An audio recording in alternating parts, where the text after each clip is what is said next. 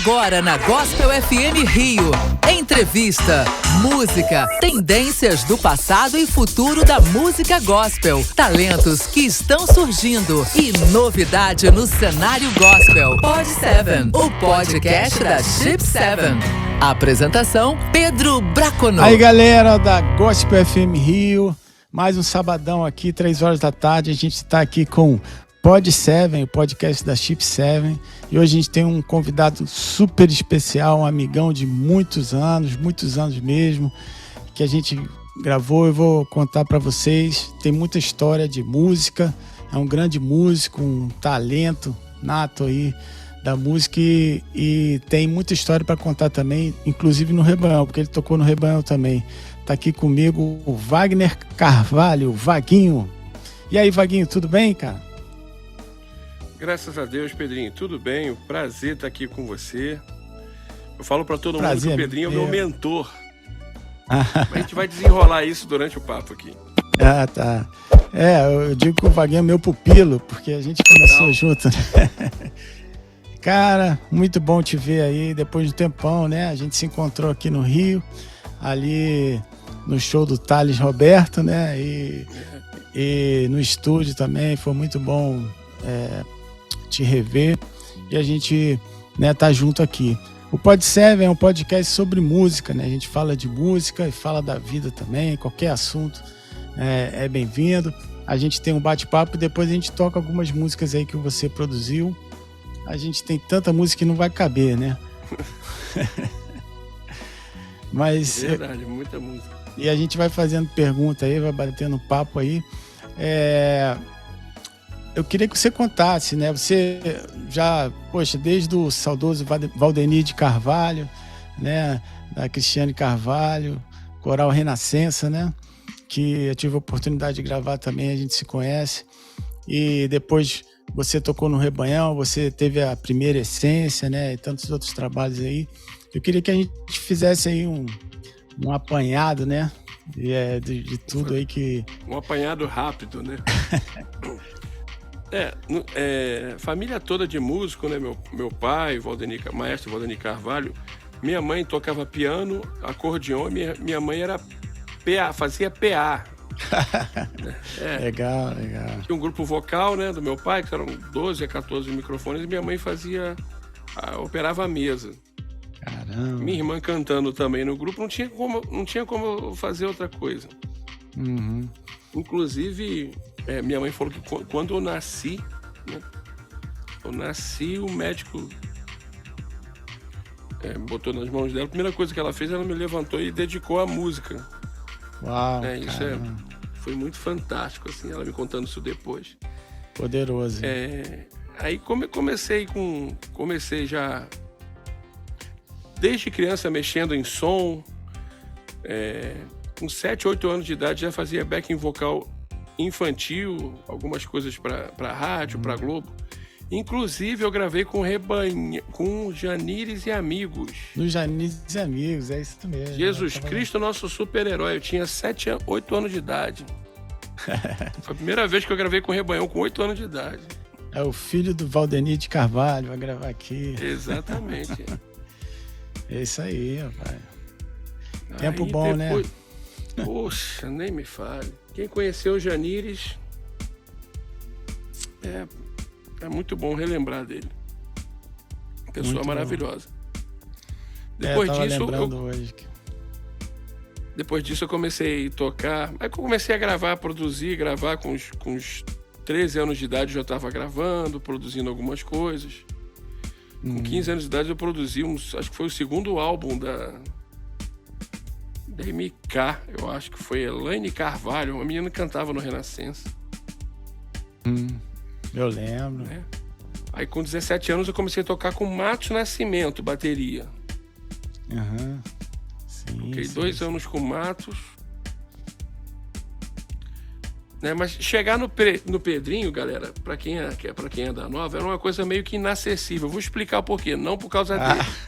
Mas é que Rebanhão era uma banda que estava sempre 3 passos à frente de todo mundo.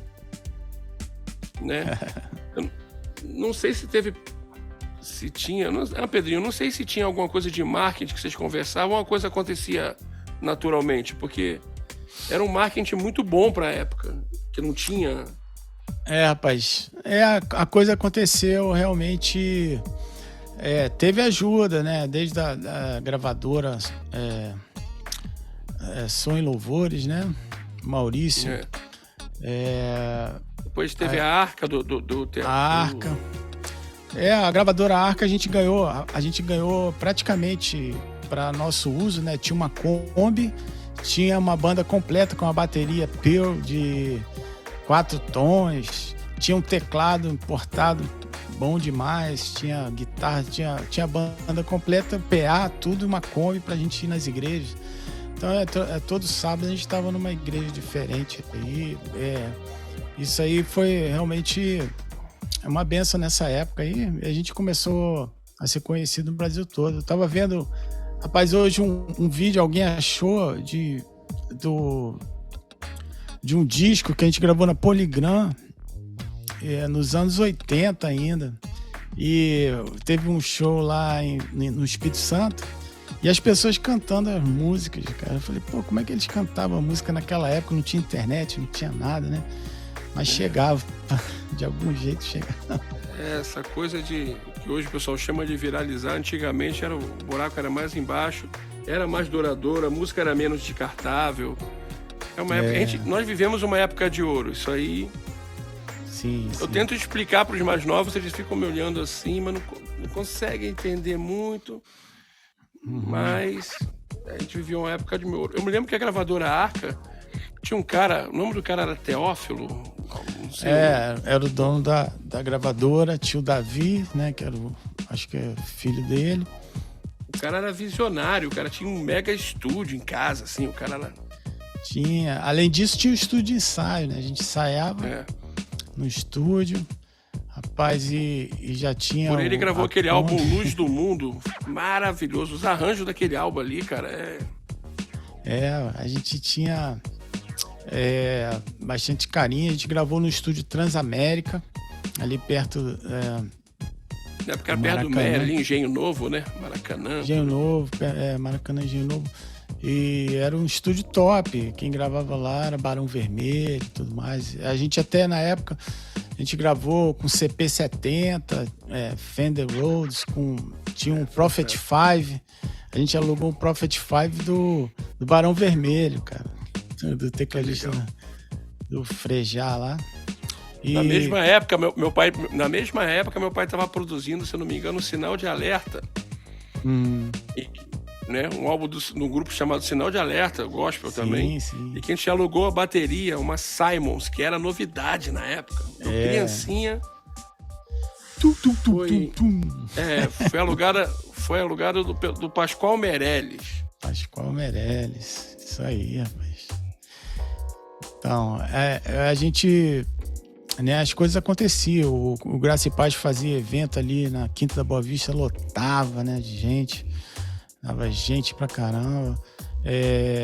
Era um tempo bem diferente de hoje, né? Hoje, com o digital, as ferramentas são outras, né? Mas a gente tem que se adaptar, né? Muita gente daquela época, assim, fica desanimado, fala, não... Muita gente não conseguiu se adaptar. Não conseguiu fazer a transição, né? Não conseguiu fazer a passagem. Eu sou um deles, cara. Eu tô indo muito devagar ainda, porque... Mas você tá produzindo aí, tá fazendo muita coisa, né? Sim, Mas... Tá trabalhando, isso que importa, cara. A gente tá trabalhando e tá adaptado. Eu conheço algumas pessoas que, não aceitaram bem, entendeu? Eu sou assim, pronto. Não é, cara.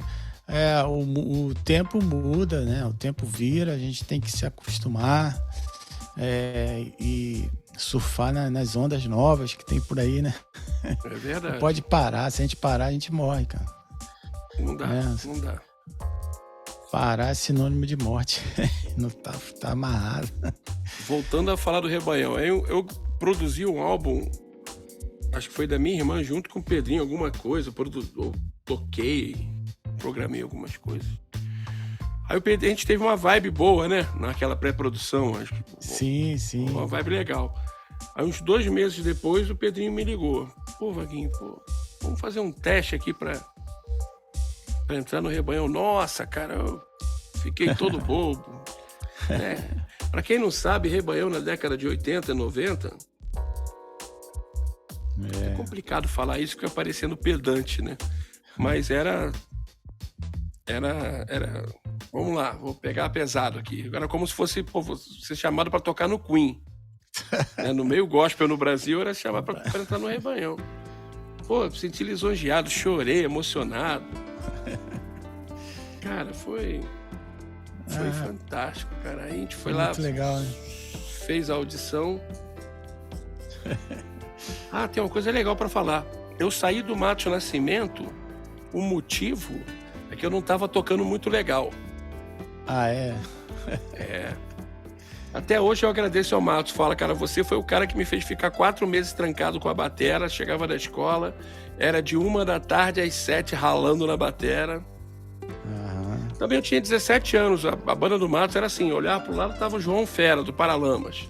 Caramba. Olhava pro outro, tava o pessoal que era o irmão dele, que até veio a falecer. O cara trombone do Djavan, eu falei, meu Deus do céu. Tinha uma hora que a gente, mesmo já estando acostumado a estar no meio dos caras, da gravação, mas o primeiro show que eu fiz com o Matos foi no Canecão, com 17 anos de idade. Olhava pro lado do João Fera, nunca tinha tocado o Canecão. Do outro lado, e o Matos, que é um gênio, né? Cantando. Aí ele falou assim, Vaguinho, dá uma paradinha, porque acho que você tá um pouquinho abaixo da galera. Eu falei, não, beleza, tal. Fui pra casa, ralei pra entrar no Rebanhão. Eu agradeço até hoje ao Matos. Né? Agradeço muito ao Matos. Me tirou da zona de conforto. Aquela história que você contou do Fernandinho, né, cara? A gente foi tocar lá em Campos, na Igreja Batista, né? Aí chegou o baterista lá, tal, cara falante, tal, não sei o que, tal. Eles abriram o evento lá pra gente, né? Depois eu fui saber que era o Fernandinho. Aí a gente tocou outras vezes, ele foi vocalista de uma banda, até do Marquinhos, um amigo meu lá de Campos, pastor, que hoje é pastor Marquinhos. Marcos França? Não é Marcos França. Não, é outro. Aí o Fernandinho veio falar comigo, pô, Vaguinho, o Dico saiu do Rebanhão, e essas músicas mais agudas, né? Vocês estão evitando cantar, porque era muito alto, o Dico. Era muito alto. Ele falou, cara, eu consigo cantar. Fala lá com o Pedrinho. Eu falei, tá, vou falar com o Pedrinho. Falei com o Pedrinho. O Pedrinho, não acho uma boa, não. Tô sentindo que não é, não. De repente não era pra ser mesmo, né? Era o Fernandinho, ele tinha que acontecer de repente sozinho. Imagina, se ele entrasse no Rebanhão, de repente ele nunca ia ser o Fernandinho, né? É verdade. A gente não sabe, né? É coisa que acontece, né, cara? Mas é muito, muito bom. O estúdio, poxa, quem fazia back vocal pra mim, Exla, Fernanda Brum, elas fizeram uns eventos do Rebanhão. Sim, a Fernanda Exla, Rebanhão tocando backing vocal, Exla, Fernanda Brum e Cristiane. Isso. O ensaio era lá em casa, no meu quarto. Era. Época boa, cara. Época boa demais. E depois veio o Altos Louvores, né? Tanta gente que passou nessa época lá pelo estúdio. Chegou o Marquinhos Gomes. Falei, Marquinhos, cara, esse cara cantando. Ele deu aquela música pra gente, Enquanto é Dia. Enquanto é né? Dia. Sim. Ele fez um evento com a gente na Ilha do Governador, numa casa de show que tinha na Ilha do Governador. Ele foi lá, deu uma canja com a gente. Edivaldo não curtiu muito. A gente falou, não, beleza, ele não vai chamar mais não, fica tranquilo. O Edivaldo era o chefão dele e tal. Ele era ciumento. Também só descobria gente boa, né? Ele tinha um ouvido bom a beça, né? O cara tinha o dedo, o cara tinha a manha. Tanta gente começou ali no Altos Louvores, Alé Mendonça, Sérgio Lopes. Só. Uma galera. O cara tinha a manha. Muito legal, cara. Aí Pedrinho começou a me inserir nas gravações de bateria. Primeiro álbum que eu gravei com o Pedrinho, eu vou lembrar aqui, quer ver? É mesmo? Foi um álbum da Rose Nascimento, produção do Tuca Nascimento, e o Pedrinho tava gravando no estúdio dele. O Pedrinho falou, deixa o Vaguinho gravar a batera. Eu comecei ali. Ah, que maneiro. Lembro. Depois o Tuca fez uma participação por cima dos montes no Rebanhão. Isso. Por cima dos montes, a música. Essa música mesmo, né? Cantou comigo. Maneiro. Meu pai também fez um coral, o baixo na música, no álbum Enquanto é Dia, né? Uhum. Sim. Tempo bom, cara. Depois a gente foi lá pra Barra, né? O estúdio da Barra. E ali a gente gravou muito, cara. Gravou muito. Até o Belo gravou lá, né? O Saraceni. A galera da Globo. Música... Tutuca Borba. Grande Tutuca Borba. Nossa, mas ali foi muita gravação, né? Michael Sullivan. Todo mundo. A gente a gente fez um remake de um disco do Tim Maia, cara, com o Hildon, né? E o Joran, né? Casinha Branca e tal. Tinha o Nabuco, que gravava as coisas também lá. Nabuco, guitarra. Tinha um baixista do Tim Maia também, que eu esqueci o nome dele agora. Também esqueci. Não vou lembrar o nome dele, né? Gravou um álbum lá maravilhoso contigo. Pô, swingada do caramba, um som absurdo. Rapaz. Eu cheguei a produzir no seu estúdio o Mellow Suite. Mellow Suite, que consegui botar a participação do Arthur Maia gravando o Fretters, que já se foi, né? Outro que já se foi também, que gravou lá, foi o Serginho Trombone, fez um solo de trombone maravilhoso. A gente tá falando de 94, 95, tá, gente? É tempo. Não, isso aí foi já ano 2000, eu acho. 2000. Será? Já. Eu tava na Barra da Tijuca, isso é no ano 2000. Não, na época do... Isso foi na Taneleiros. O Belo Suíte foi na Taneleiros. Melo foi na Taneleiros. Então foi antes, Então foi antes. Isso aí, anos 90, Muita coisa. A experiência de ter tocado no SOS da vida... Porque o Rebanhão, ele tinha bastante show, né? Tipo assim, às vezes a gente saía era quarta, quinta, sexta, sábado e voltava. Quarta, quinta. Uhum. Então, nessa logística aí depois de um ano, a gente já saía de casa, eu nem perguntava pra onde. Eu tenho que levar 4 roupas, 4 roupas pro show, tenho que encontrar em algum lugar e vamos fazer o show. Uhum. E a gente veio de um lugar, acho que foi de Minas ou Manaus. Aí chegamos de manhã em São Paulo, entramos no micro-ônibus, que pegou a gente no aeroporto, eu acho. Começamos a rodar o estádio, eu falei, esse ônibus tá rodando esse estádio aqui, o estádio Pacaembu. Aí o Pedrinho, muito calmo, né? Hoje a gente vai fazer um show, aí mais de 120 mil pessoas. Eu falei, poxa, podia ter avisado, teria trago uma roupa especial para esse evento, vai ser filmado. Mas, cara, foi muito legal a experiência eu era fã do Bright, né, dessas bandas todas aí. Experiência do nada, assim, eu nem sabia o que era essa cidade. Chegou lá, tava os caras do Bright e tal. O Toninho Abud, né, cara, foi um cara muito importante, inclusive aqui para quem tá na rádio, Gospel FM Rio, né, o Bispo Abud, né, foi o criador da Gospel Records e idealizou, né, isso tudo aí junto com o Bispo Hernandes, né, fez um movimento muito grande, né, na música. Falei fez com ele uma agora revolução. Foi. Há 2 semanas atrás a gente fez a Marcha para Jesus aqui em São Paulo. Eu estava trabalhando junto com o Doninha e eu encontrei o Abud e eu fui lá falar com ele.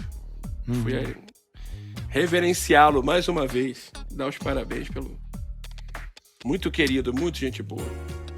Muito gente boa ele. E, assim, ele foi revolucionário. Ele mudou o sentido da palavra gospel, porque gospel antigamente era aquela música americana, né? Aqueles vocais, né? Caleira negra e tal. Aí, hoje em dia existe o gospel brasileiro. Gênero. É um outro gênero musical. Quem veio falando sobre gospel no início foi o Martim Lutero. Você lembra que ele gravou um Gospel Music? Primeiro álbum do Martim Lutero, tava lá, Gospel. Foi até meu pai que era mais... Ponte sobre Águas Turvas, o nome do álbum. O Martin Lutero sempre trouxe muito cultura americana, né? Cantava Elvis Presley, né? E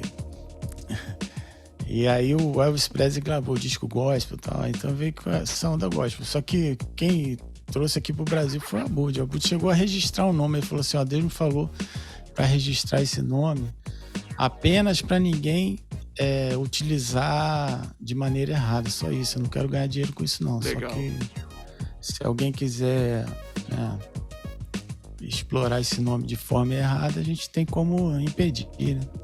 Ele até chegou a registrar esse nome no INPI e tudo mais. E aí começou o gospel. E hoje em dia é muito mal entendido, mal interpretado, né, esse termo, porque muita gente acha que são artistas, né? Fala aí, Gospelândia. Eu não me ligo muito disso aí, não, porque, cara, Deus, ele usa qualquer um, entendeu? Ele usa várias pessoas de várias maneiras, de várias formas, né? Não existe uma forma.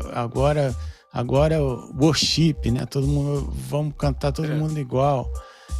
Não vai por aí não, porque Deus é muito maior. Quando a pessoa fala assim, Deus não gosta disso, cuidado, porque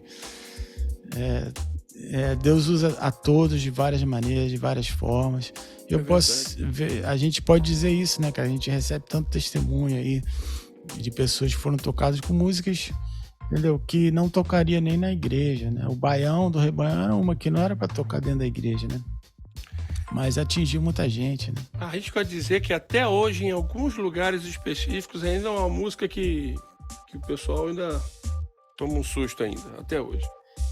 Sim.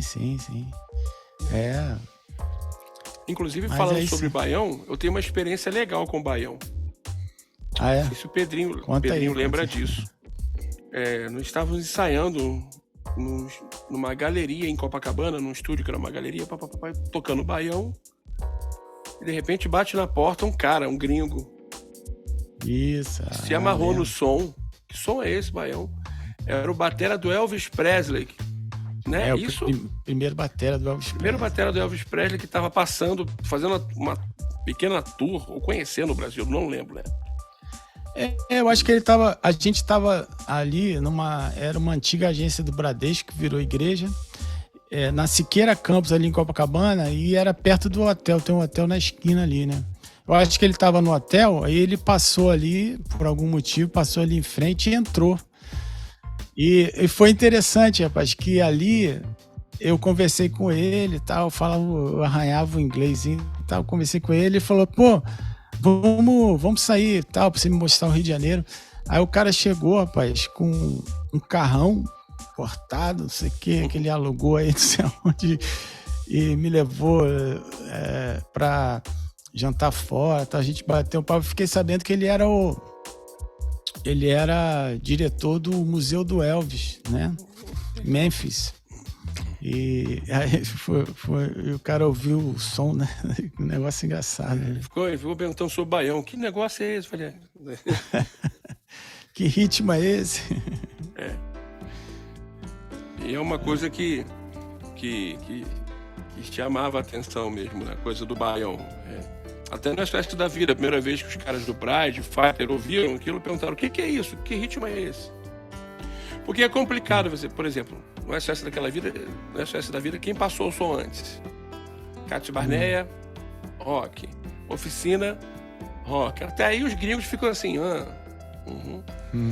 né? Resgate, era rock. Aí a gente tocou o rock, era mais pop rock, e passamos com o Baião. Quando entrou o ritmo diferente, aí o batera já trouxe um tradutor para perguntar como é que era, de onde vem isso e tal. O Pablo também, o guitarra também foi em cima do Pablo para saber como é que era daquele. Aí o Pablo arrasando, né? Tocando demais. Toca muito. Pablo feríssimo. Tem que chamar um dia ele para bater um papo aqui. Rapaz, mas a gente viveu um tempo bom, né? Mas conta pra gente aí o que você está fazendo hoje, o que tá te movendo aí, teu coração. Maravilha. Na música. Hoje, 4 anos já morando aqui em São Paulo. Vim aqui no início da pandemia para fazer umas lives, né? Aqui junto à Prefeitura de São Paulo, para fazer algumas lives.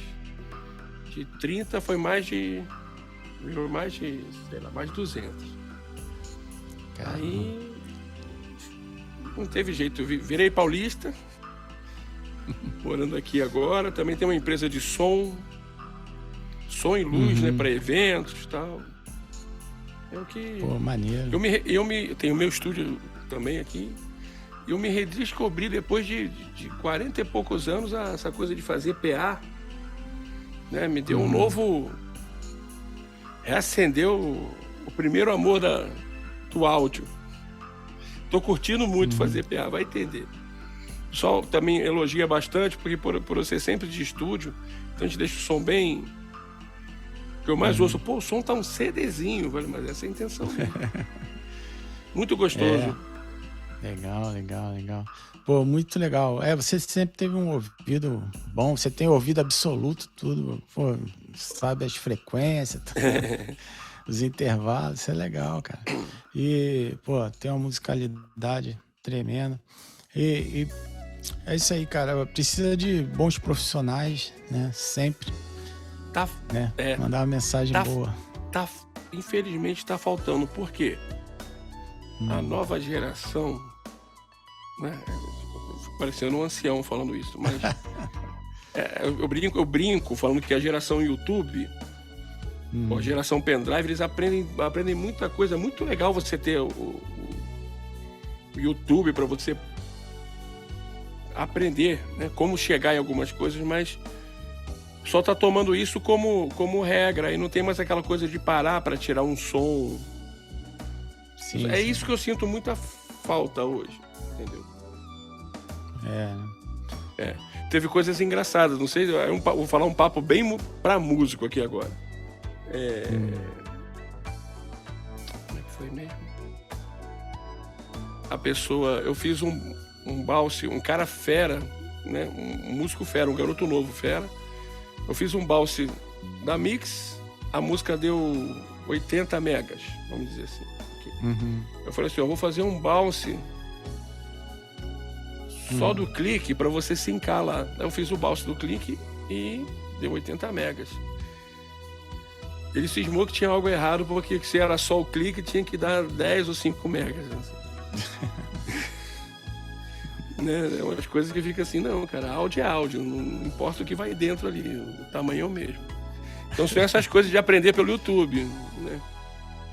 Acho que é fantástico. Se tivesse na nossa época, a gente estava muito feliz. Então, Carlinhos, você tinha que fazer um curso aí, lançar um curso de áudio, produção, essas coisas. Você sabe muita coisa aí. E ensinar essa galera aí, porque eles não sabem nem usar um compressor, não sabem. Não sabe, hoje em dia é tudo apertar botão, né? Mas até para você mandar o robô apertar o botão, você tem que saber o que você quer, né? Exatamente. E esses presets também é meio complicado, né? Coisa do preset, todo mundo usando preset pronto. Depende de quem toca, qual instrumento está sendo usado. Não é assim. Mas eu tenho vontade de fazer. Muita gente me pede para fazer um curso. Eu achei isso legal. Eu tenho que ter um pouquinho mais de paciência para fazer isso, que eu sei que isso vai tomar um tempo absurdo. Mas eu tenho... Até minha esposa às vezes fala assim, você tem que passar o que você sabe para os outros. Não adianta você ficar só reclamando, reclama e não para ensinar, que às vezes eu reclamo muito. Pô, isso não tá legal, olha isso que o fulano fez, não tá legal. Então você não para de reclamar e passa a ensinar. Dá o que você acha que é legal, solta na internet para ver se as pessoas pegam alguma coisa, quem concordar, quem não concordar também.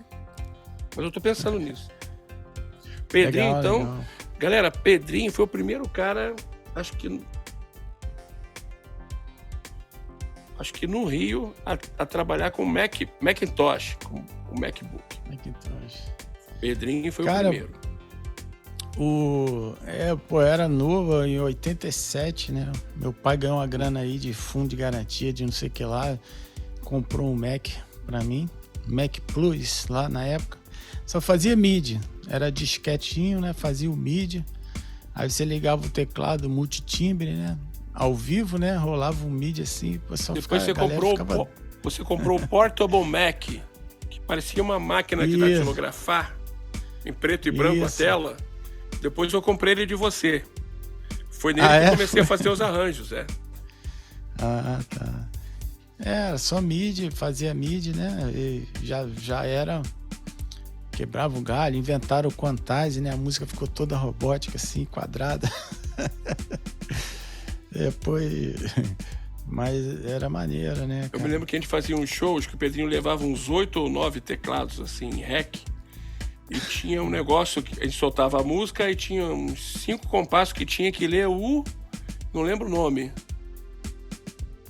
O patch, né? Tinha que trocar o timbre, né? Só que às vezes... Às vezes o negócio... E a música entrava... Piu, piu, piu, piu, piu, piu, piu, piu. Então, tinha que... O MIDI era meio ao vivo e às vezes não funcionava. E ele não trocava o som. Ia com o timbre que tivesse. Eu lembro... No nosso show do Canecão tinha uma abertura lá, rapaz, e veio com som... Parecia um efeito... Quem não sabia o que estava acontecendo? Eu me lembro, Pedrinho, que em 93 a gente estava fazendo um show aqui em São Paulo e a Oficina G3 estava abrindo pra gente. Aí eu já estava com o Portable Mac aqui disparando. Aí chegou o Juninho, a Fran com o Valtão, baterista, falando assim: ô meu, você tá vendo o jogo do Corintão aí, enquanto você toca? Falei, não, rapaz, olha só que legal isso aqui, cara. Isso aqui a gente aperta aqui, ó, sai os sons. Tá? Aí o Juninho, que era mais o Juninho, pô, cara, fantástico, vamos começar a fazer isso também e tal.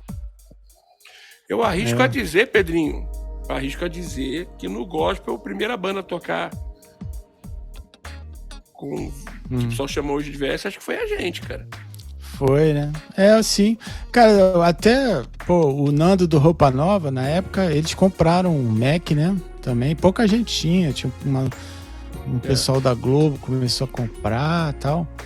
E o Nando me ligou. Cara, vem aqui no nosso estúdio. Aí eu fui lá no estúdio do Roupa Nova. Lembra?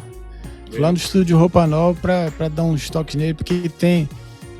rolavam uns delays, rolavam uns atrasos. Tinha uma maquininha de sincronizar, que você tinha que sincronizar o tape, né? Tinha que gravar um canal de guia no tape para sincronizar com o MIDI do computador. Aí tinha MTC, eu acho que era o nome do negocinho desse tamanho assim, MTC. MIDI Time Code. Não sei o quê.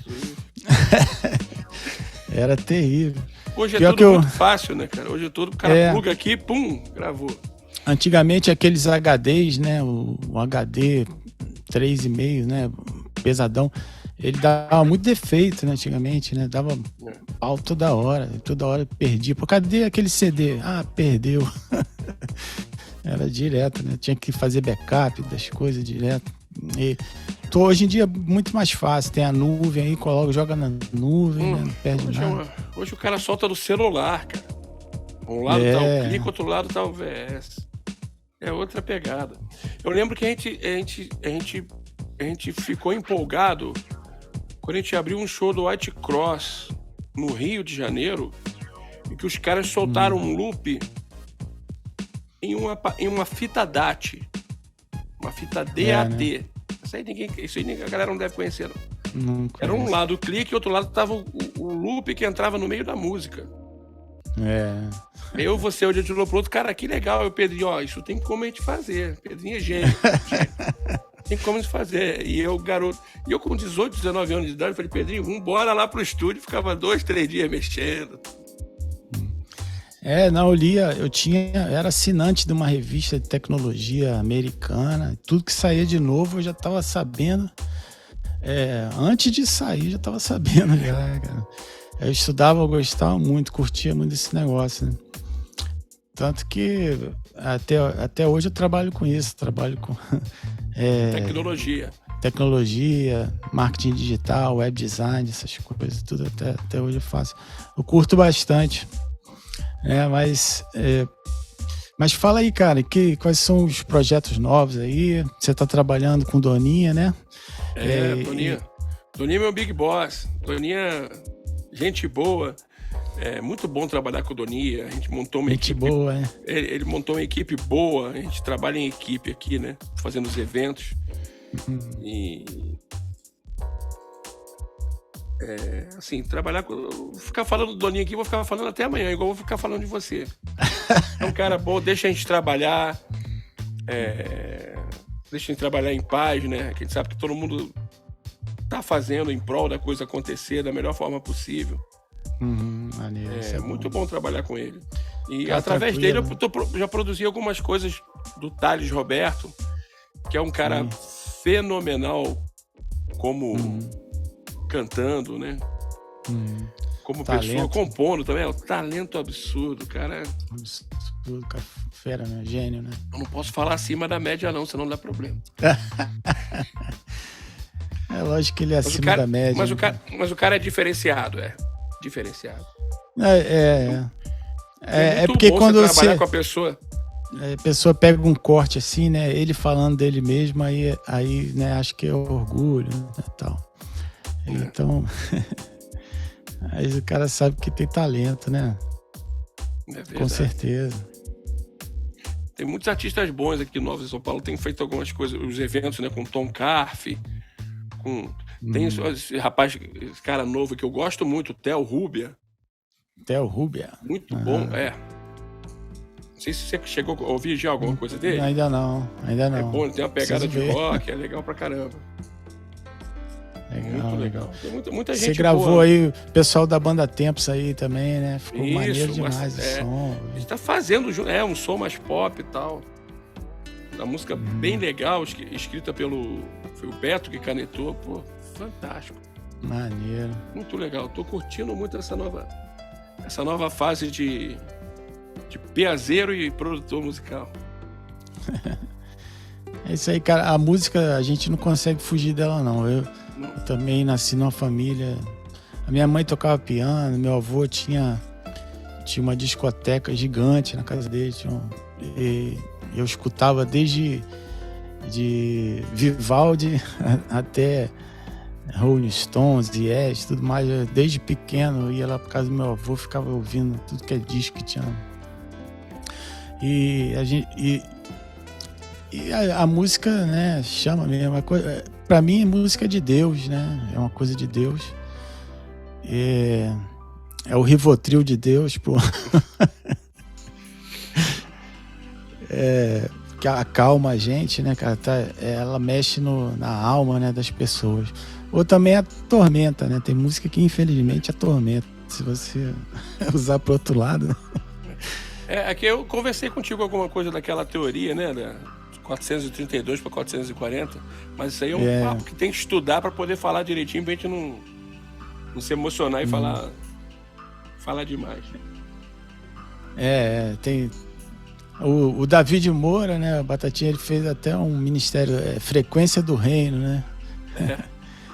Ele fala muito dessa coisa de frequência. Estive com ele em Genebra, janeiro agora. Legal. Me salvou lá quando eu desci no aeroporto, ele me salvou lá. Me recepcionou lá. Maneiro. Pô, legal, cara. Grande música também. Vaguinho. O Davi acho que foi um dos primeiros baixistas evangélicos também a começar a gravar tudo também, como cristão. Acho que posso estar errado, mas acho que foi o Davi. Ele, o Ringo Moraes, né?